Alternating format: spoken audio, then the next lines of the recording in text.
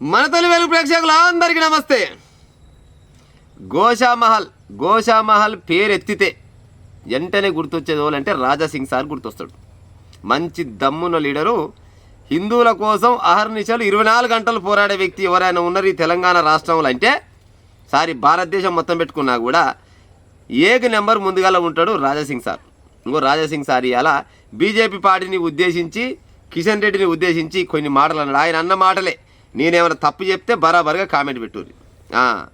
Kishan రెడ్డిజీ, Jubilee hills ఉప ఎన్నికల్లో మీరు ఎన్ని ఓట్ల తేడాతోటి ఓడిపోతారు అని అడిగిండు. మీరు జూబ్లీ హిల్స్ ఉప ఎన్నికల్లో ఎన్ని ఓట్ల తేడాతో ఓడిపోతున్నారు?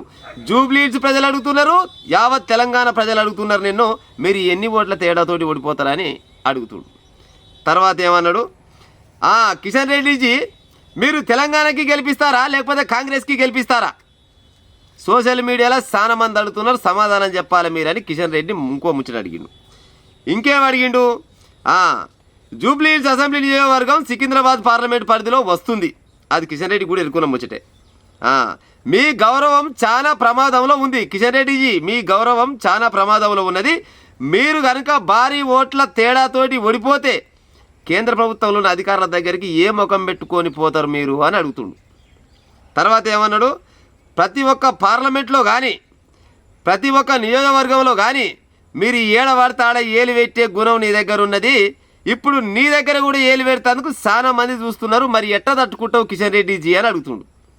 ఇంకేం అడిగిండు, నా జిల్లాని మొత్తం సర్వనాశనం చేసి బయటకు పంపిస్తున్నారు, ఏదో ఒకరోజు మీకు కూడా గదే పడుతుంది అని, గదే గతి పడుతుందని ఓలు మన రాజాసింగ్ సార్ చెప్పిన ముచ్చట.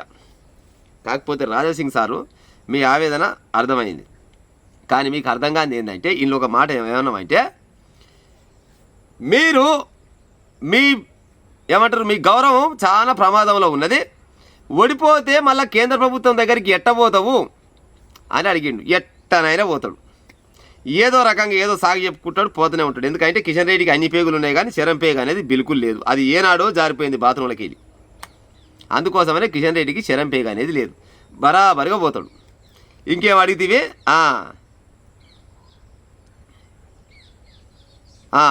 టీఆర్ఎస్కి గెలిపిస్తారా కాంగ్రెస్కి గెలిపిస్తారా అని అడిగారు. టీఆర్ఎస్కి గెలిపించిన నష్టం లేదు కిషన్ రెడ్డికి, కాంగ్రెస్కి గెలిపించిన నష్టం లేదు కిషన్ రెడ్డికి, బీజేపీ ఓడిపోయినా కూడా నష్టం లేదు కిషన్ రెడ్డికి.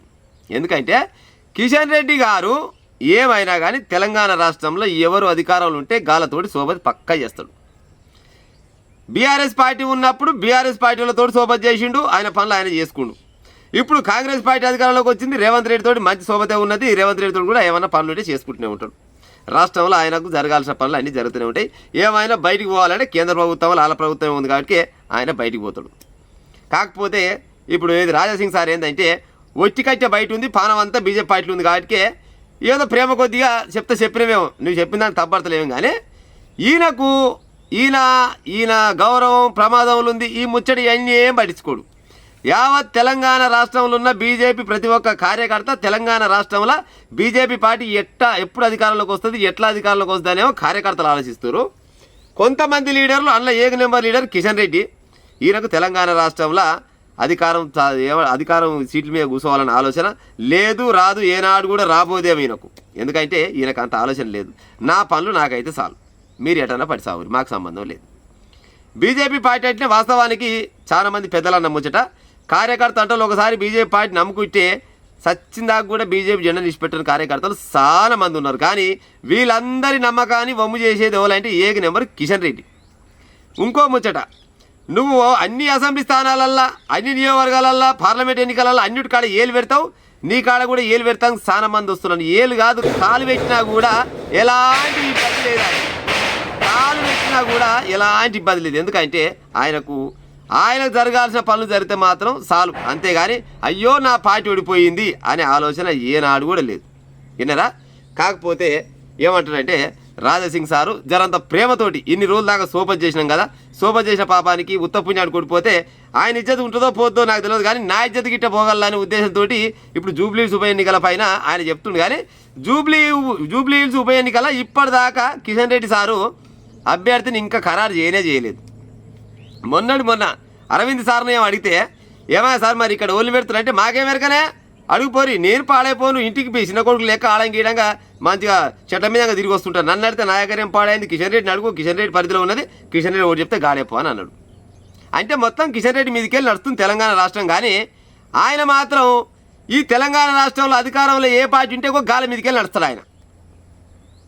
యావత్ తెలంగాణ బీజేపీ కార్యకర్తలతో కిషన్ రెడ్డి మాట వింటే, కిషన్ రెడ్డి మాత్రం తెలంగాణ రాష్ట్రంలో ఏ పార్టీ అధికారులు ఉంటే ఒక గాల మాట వింటాడు. నేను చెప్పిన ముచ్చట ఏమైనా తప్పు ఉంటే బరాబరిగా కామెంట్ పెట్టుని ఇక ఉంటా. మరి ఇక పాపం రాజాసింగ్ సారు ప్రేమ అయితే ఏమంటారు ప్రేమ చూపిస్తుంది, కానీ రాజాసింగ్ సార్ మాట మాత్రం వినే కాలం లేదు.